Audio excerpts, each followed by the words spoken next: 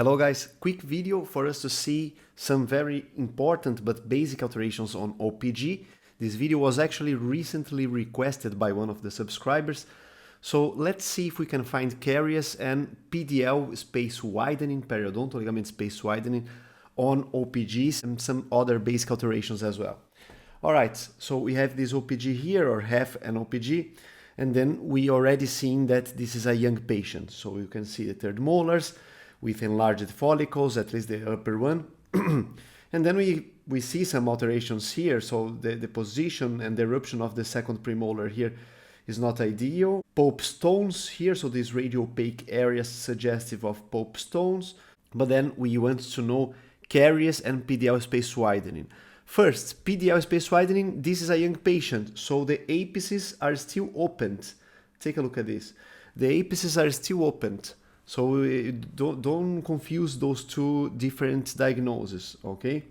We are going to see other cases. Of course, here, this anterior teeth, for example, we have even thickening of the lamina dura here. So then, yes, we have some thickening of the lamina dura.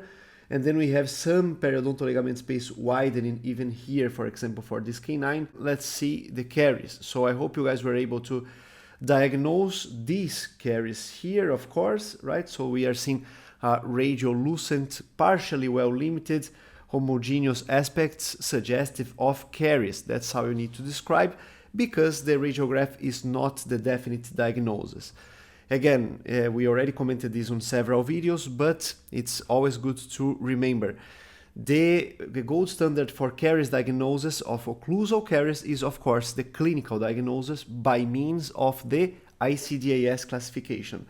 And the interproximal caries, the gold standard is, of course, the interproximal radiographs. Now, you don't need actually to make sure that you have the final diagnosis here on these OPGs, because OPGs do not offer you details enough. So always when you want details, then you take periapical radiographs or bite-wing radiographs, because those will offer details enough to see caries properly. Okay, so but here we have this image diagnosing, or at least suggesting, of caries, of course suggestive of caries. And then we have this contour here between enamel and dentin of this molar. So we have, of course, it's just a small area inside, a small line inside this area, but it's a radiolucent line between enamel and dentin, and that's suggestive of occlusal caries as well. This is a radiographic pattern that is actually quite well known. Now we are seeing here, for example, these superimpositions of cusps here, this superimposition of cusps, but it's hard to tell if we have caries. You need to correlate to the clinical situation, because, for example, here you might have, for example, the occlusal ridge. Let me change the color of this just for us to see this slightly better. So you have this contour of one of the cusps, and then this contour of the other cusp, and then the lateral ridge between the cusps could be somewhere here as well. And then it's hard to tell if we have caries. The tooth is even slightly rotated in relation to the X-ray source of the OPG. So not the ideal image. If there are symptoms, if there is, for example, tenderness percussion, then you would not rely only on this image. You would need to take periapical radiograph or even bitings, because those are actually periapical radiographs, because you want to see the periapical alterations as well. And those are the correct methods for this. So all radiation guidelines will protect you guys to do that.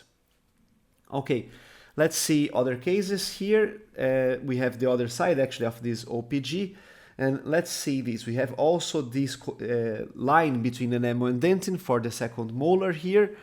And this is suggestive of caries. And this radiolucent contour here between the restoration and the dentin. And this is actually suggestive of the lining material, because it's well limited.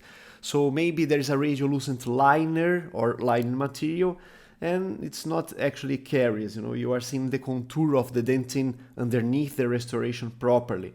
All right, so this is one of the possibilities here. So you cannot conclude that this is something only by this radiograph. You still need your clinical examination as always. All right.